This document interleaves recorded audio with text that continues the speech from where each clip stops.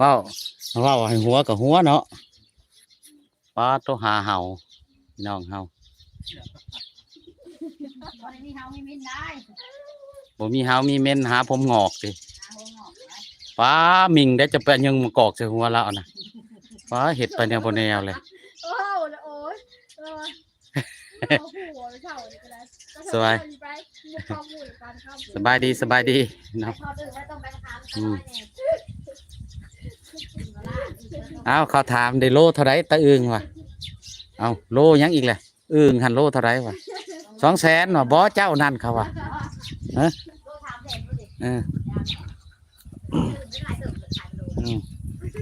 อึงตัวนี้ขายบ่ได้เด้อวะ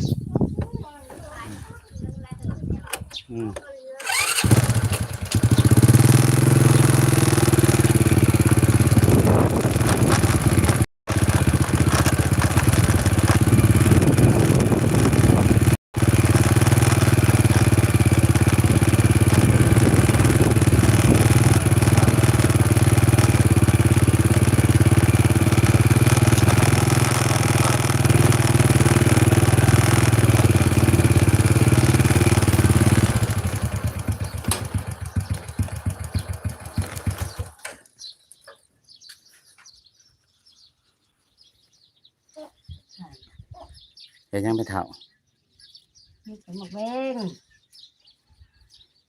เขาคือเห็ดลูกมันแบบนี้ตลอดเนาะมันง่ายเพราะเกี่ยวคือรถเนาะมันแนวมันแนนเวลาเขาปักมันก็แนนกว่าเนาะมื้ออื่นในวันศิลป์ป่ะมื้อฮื้อวะ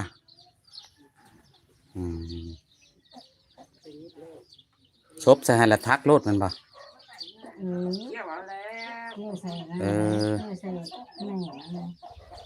บัดนี้เขาก็เกี่ยวใส่อันแม่มันเนาะนี่เด้ตัวอย่างเนาะนี่เด้เนาะ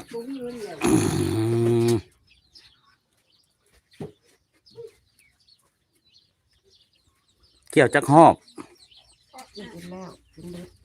ถือว่ามันหอบแล้วทักแล้วมันหอบทักตัวเทิงตัวลุ่มอีกมันบ่เกี่ยวใส่แม่มัน